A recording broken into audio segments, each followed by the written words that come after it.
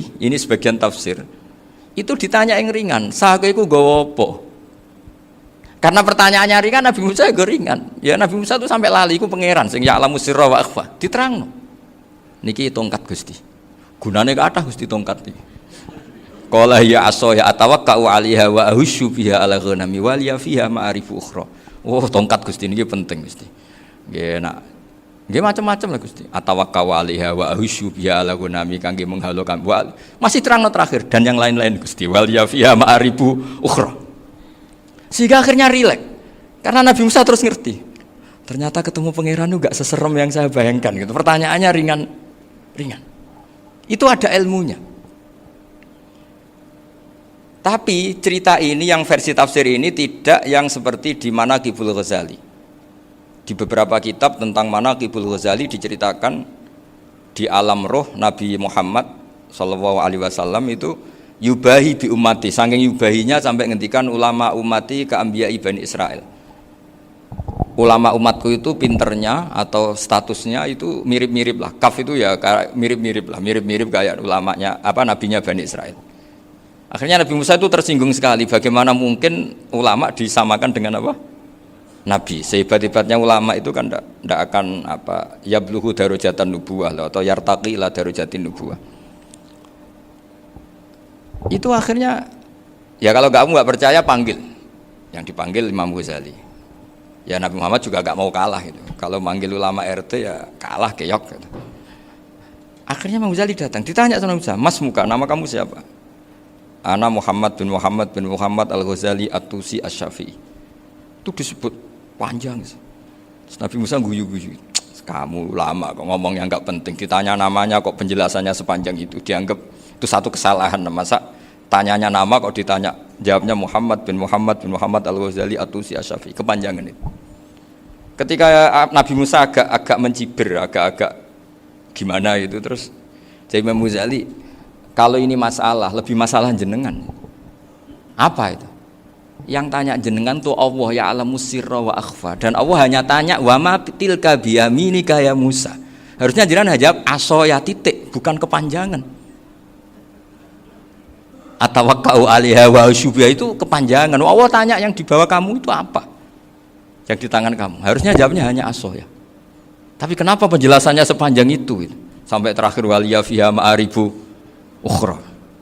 Terus pinter tenan kayak gitu. Terus ada Nabi Musa terus bilang, ya pinter tenan aja gitu. Padahal kita tidak pernah GR seperti itu, kan kebetulan Imam Ghazali gitu. Kalau yang lain mungkin ya keok lah kira-kira gitu. Tapi ini cerita dalam khazanah keilmuan.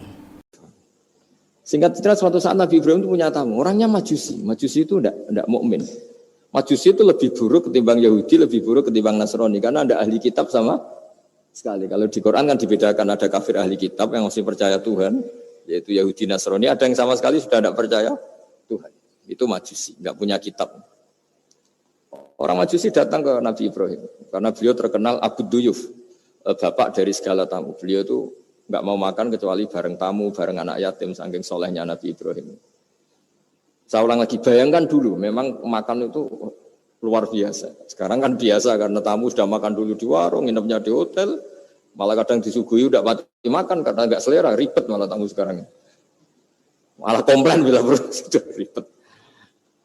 Nabi Ibrahim itu ketika orang itu kelaparan, ya Ibrahim karena dia nggak mukmin ya manggilnya jangkar. Tolong hari ini saya kasih makan. Ndak hatta tu'mina, sehingga kamu iman. Singkat cerita, orang ini frustasi karena ini tokoh ya. Nabi Ibrahim itu tokoh besar Muslim ya tentu. Akhirnya dia putus asa. Putus asa terus sudah walla itu sudah balik kanan, sudah ngelunyur saja meninggalkan Ibrahim karena sudah putus asa lah. Saya Majusi, dia Nabi, dia tokoh Islam, pasti tidak ngasih makan. Apa yang terjadi? Saat itu juga Allah, karena beliau Nabi, bisa komunikasi dengan Allah, dapat wahyu. Lihat orang itu umur berapa? 70 kira-kira gitu atau 60. Kata Allah, orang itu baru ini loh kelaparan katanya. Dan baru ini juga minta kamu kan? Iya. Dan kemarin-kemarin tidak pernah kelaparan ya baru ini ya. Kata Allah, saya yang Tuhan saja ngasih makan dia padahal tidak iman sama saya. 60 tahun. Kamu diminta untuk 1 hari saja kok mensyaratkan apa? Iman. Udah panggil saja supaya makan di kamu. Salah saya dipanggil akhirnya sama Nabi Ibrahim dikejar. Udah, ayo makan ke saya. Ya gimana? Udah, enggak usah syarat iman, pokoknya makan saja. Nah, sudah makan sama Nabi Ibrahim di servis, tanya orang itu, kok kamu mendadak baik tadi sini sih? Itu ditegur Allah, saya salah katanya. Loh, Allah yang Tuhan itu, menurut kamu Tuhan itu betul negur kamu? Iya. Dia nangisnya. Ternyata Tuhanmu itu Tuhan betul ya. Saya yang majusi aja diperhatikan katanya. Bahkan menyalahkan kekasihnya kamu katanya. Udah saya mau iman saja katanya. Itu kan. Itu ya barokahnya servis tadi. Nah sekarang misalnya kita bertarung di dunia yang bebas ini. Misalnya nyuwun sewu, yang ngasih makan ini nyuwun sewu orang tidak baik, yang orang baik tidak ngasih. Pasti utang jasanya orang ini sama yang enggak baik. Karena kenanya sama orang baik itu udah baik. Nah ini yang dimaksud walaupun tafadzun khalidul qalbi lan faddu min khalid. Kalau orang mengelola Islam dengan cara yang kurang baik, maka akan melahirkan orang lari. Ya, karena tadi al-insan abdul es. Jadi cerita yang ringan-ringan di sekeliling kita juga seperti itu. Bapak-bapak itu ngopi di rumah itu ya rasanya kopi sama. Itu gara-gara tidak nyaman ya cara bojo nek semarah kan gitu cara nyugoi. Di warung senyum. Ya sudah akhirnya pilih di warung.